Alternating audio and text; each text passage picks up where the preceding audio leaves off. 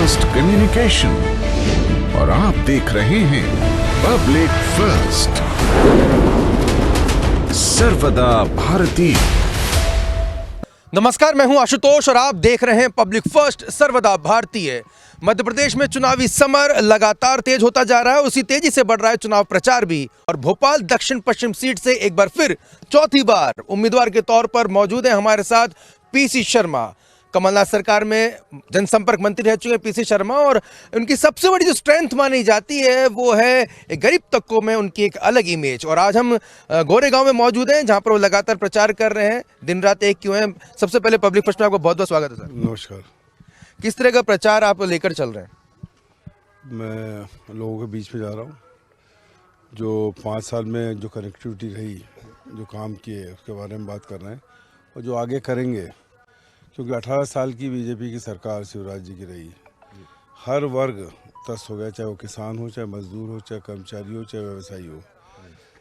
तो ये सब लोग रिएक्ट उसको कर रहे हैं वो पूरी तरह से। और जो वचन पत्र आया है, क्योंकि गोरा गांव है ये, वचन पत्र में छत्तीसगढ़ की तर्ज पर गोबर खरीदने की बात की है कांग्रेस ने, कमलनाथ जी ने। 5 हॉर्स पावर की जो मोटर, वो उसका बिजली का कोई बिल नहीं आएगा, निःशुल्क रहेगी, उससे ऊपर आधा आएगा। गेहूँ 2600 में खरीदा जाएगा और धान 2400 रुपये में। तो ये, और जो ऋण माफ़ी शुरू की थी वो ऋण माफ़ी कंटिन्यू रहेगी सरकार आने पर।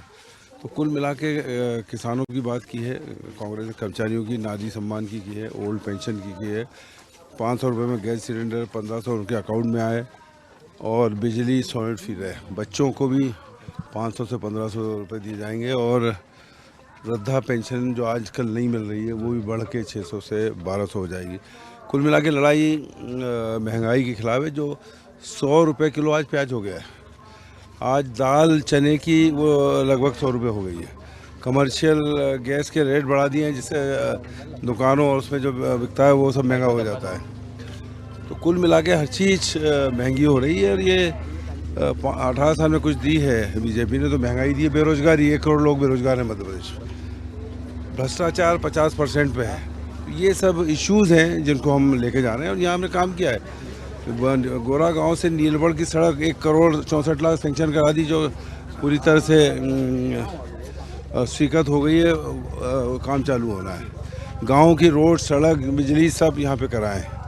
तो कुल मिलाकर अपने कामों को लेके जा रहा हूँ, अपनी कनेक्टिविटी को लेके जा रहा हूँ, उनके बीच में जो पूरे टाइम रहा उसके वो लेके जा रहा हूँ।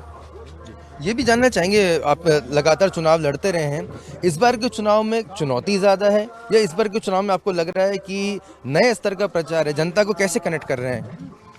नहीं, जनता को कनेक्ट तो इस तरह से कर रही, कनेक्टिविटी पहले से रही 5 साल, सब कनेक्टेड है। कोई चुनौती इस बार?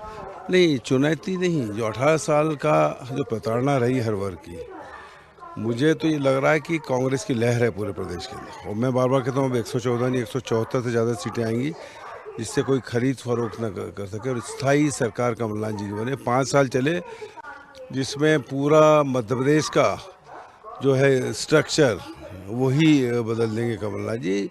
जिस स्ट्रक्चर के नेता हैं, वो राष्ट्रीय नेता, जिन्होंने केंद्र में मंत्री रह के बहुत से काम किए। एक चीज़ उन्होंने कही अभी जब प्रेस को जब रिलीज़ किया था वचन पत्र, कि नोएडा स्तर का एक इंडस्ट्रियल हब बनाएंगे जिसमें लोगों को रोज़गार मिले। और ये नोएडा भी जब 1980 में कांग्रेस की सरकार बनी थी इंदिरा जी के नेतृत्व में, तो कमलनाथ जी और संजय गांधी जी कंसेप्ट लेके आए थे। तो जिस आदमी ने वो कंसेप्ट लेके आया था वो आज मौजूद रहेगा मुख्यमंत्री की, तो वो कंसेप्ट यहाँ पे ज़मीन पे आएगा और लोगों को रोज़गार मिलेगा। इसी चरण में अगर 5 सालों का अगर हम देखें तो पहले एक मुख्य चुनाव, फिर उपचुनाव, फिर एक और अब चुनाव जो आ रहा है, पिछले 2 चुनावों से अगर हम तुलना करें तो ये चुनाव कितना अलग है? नहीं, चुनाव अलग है। चुनाव लोगों, इस समय चुनाव जनता लड़ रही है। कांग्रेस पार्टी तो एक सिंबल लड़ रही है, लेकिन जनता खुद लड़ रही है। इस बात के लिए लड़ रही कि 18 साल की सरकार को, बीजेपी को हटाना है। इसलिए आज इनके पास कोई मुद्दे नहीं है। कभी ये हिंदू मुस्लिम की बात करेंगे, कभी सनातन धर्म की बात करेंगे। जब ऐसी स्थितियां होती हैं तो ये मतलब है कि ज़मीन खिसकी हुई है। इसलिए मैं समझता हूं कि और जिस तरह का रिस्पांस और जिस तरह का नारी सम्मान योजना और जितनी भी वचन पत्र में चीज़ें लेके आए, ये सब चीज़ों को एक तरफा बना रहा है। आपके विरोधी भी सोचते होंगे कि वो ऐसी कौन सी यूएसपी है जो आपको लगातार गरीब तबके और कर्मचारी में लोकप्रिय बनाती है। यूएसपी यही है कि उनके लिए संघर्ष करते हैं। भोपाल में जितने कर्मचारी संगठनों के धरने प्रदर्शन आंदोलन हुए, सब में मौजूद था। मध्य प्रदेश की विधानसभा में जितने भी सेशन हुए, उसमें जितने भी क्वेश्चंस लगे, या तो गरीबों को लगे, बिजली के मामले में लगे, जो मुझे एक बार एफआईआर हो गई थी कनेक्शन जोड़ते हुए, या कर्मचारियों के संगठनों की बात, उनको उनकी समस्याओं को उठाते हुए विधानसभा में उठाए, वॉकआउट किए। तो ये सब ने एक कनेक्टिविटी बना के रखी कि ये गरीब आदमी हो, कर्मचारी। अब हमने एक चीज़ लेके आए हैं कि जाति प्रमाण पत्र नहीं मिलता है, 50 साल का रिकॉर्ड है। वचन पत्र में दिया कि जाति प्रमाण पत्र की जो दिक्कत है, इसका समाधान ढूंढेंगे तुरंत। जो स्लम्स एरियाज में रह रहे हैं, ये गांव, इसके बाद किसी बार रजिस्ट्री नहीं है, इनकी रजिस्ट्री कराएंगे। जो गाँवों के अंदर रह रहे हैं, पुश्तैनी, कोई रजिस्ट्री नहीं, इनका कोई लाभ नहीं मिल पाता उसको, वो रजिस्ट्री कराएंगे। जो स्लम्स में रह रहा है उसकी रजिस्ट्री कराएंगे, मतलब इनका स्थायीकरण होगा। तो ये मूल समस्या है जिसकी बात हम लोग कर रहे हैं। जब आपका नाम आता है तो कहीं बार अब वो स्तर आ गया है कि सब वहाँ से कौन लड़ रहा है, पीसी शर्मा जी लड़ रहे हैं, तो कई बार पंजे से भी ऊपर अब जो आपका नाम आने लगा है। नहीं, ऐसा कुछ नहीं है। पंजा हमारा चुनाव चिन्ह है, वो आगे है, हम लोग उसके पीछे हैं। और आप, क्योंकि पिछली बार आप जनसंपर्क मंत्री थे, अगर आपकी सरकार बनती है तो हमारे दर्शकों के जरिए क्या बताना चाहेंगे कि क्या वो ऐसी योजना है, क्या वो ऐसा काम है जो पीसी शर्मा करना चाहेंगे, क्योंकि लंबा अरसा आपने भोपाल की राजनीति, प्रदेश की राजनीति में गुजारा है। एक काम, एक कंसेप्ट था। मैं श्रीलंका गया था, एक एसीएस श्रीवास्तव थे हमारे, उनके साथ, और जहाँ पे क्योंकि सबकी आस्था भगवान राम से है, और श्रीलंका एक बौद्ध कंट्री है, उसकी बड़ी कनेक्टिविटी है भोपाल से और भारत से और मध्य प्रदेश से भी। तो सीता माता की एक मंदिर बने, इसके लिए जगह चिन्हित कर गया है। तो उसके लिए president of Sri Lanka, prime minister Sri Lanka मिल गया है, जगह चिन्हित हो गई। और ये हमारा मानना है कि राम वन गमन पथ जब भी पूरा होगा, जब सीता माता के वहाँ जहाँ अग्नि परीक्षा हुई थी, वहाँ उनकी मूर्ति बने, उनकी स्थापना हो। क्योंकि भगवान राम अयोध्या सीता जी को वहीं से लेके आए थे, वो सब चिन्हित हुआ, वो सरकार इन्होंने गिरा दी। उसमें कंसेप्ट ये था कि वहाँ से कुछ इंस्टीट्यूट 1000 करोड़ सांची में खर्च करके वहाँ भगवान बुद्ध का कोई निर्माण करना चाहते थे। तो हमारा कंसेप्ट ये था कि यहाँ से भोपाल से श्रीलंका फ्लाइट जाए, जिनको सीता माता मंदिर बने तो उनके दर्शन करें, और वहाँ से जो आना चाहते हैं वो भोपाल आएँ और सांची जाए। तो ये करना ये दिमाग में है कि राम वन गमन पथ और ये सीता माता का मंदिर, ये पूरा किया जाए। क्योंकि हम लोग हमेशा पढ़ लेते हैं कि भगवान राम के पथ पे चलेंगे। और जहाँ तक बीजेपी का सवाल है, भारतीय जनता पार्टी का, जिस तरह से रावण को सीता जी का जब श्राप लगा तो लंका ढह गई और सब नाश हो गया उनका। अब सीता जी का श्राप जो है, ये बीजेपी और इनके मुख्यमंत्री में लगने वाला है। तो इस चुनाव में सब ढह जाएंगे। आपके विरोध में बीजेपी के भगवान दास सबनानी खड़े हैं, उनके लिए क्या कहना चाहेंगे, क्योंकि आप लंबे समय से राजनीति कर रहे हैं और आपके जो कहीं ना कहीं संबंध जो हैं, आपके जो रिलेशन है सभी और रहते हैं, लेकिन चुनावी समर है, कुरुक्षेत्र है, अपने प्रतिद्वंदी को क्या कहना चाहेंगे?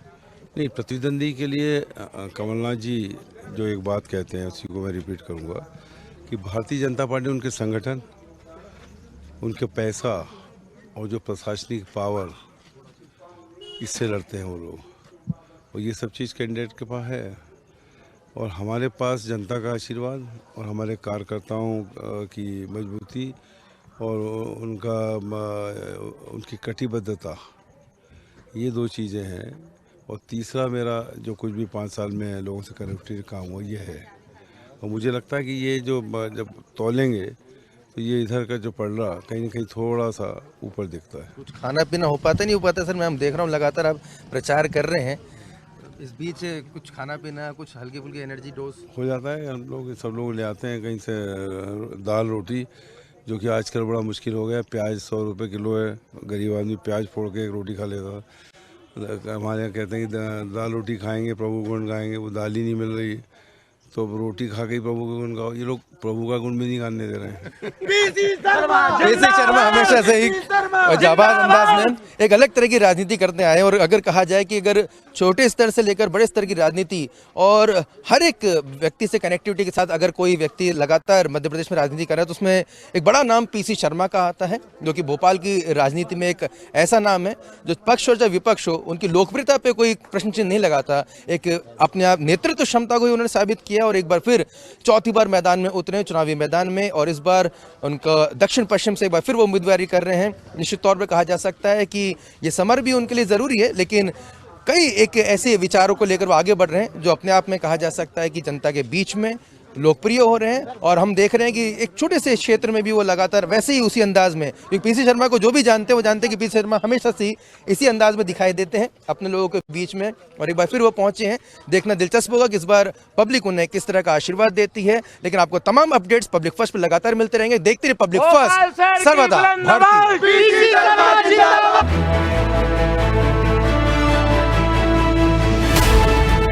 ये है इंडिया फर्स्ट कम्युनिकेशन और आप देख रहे हैं पब्लिक फर्स्ट, सर्वदा भारतीय।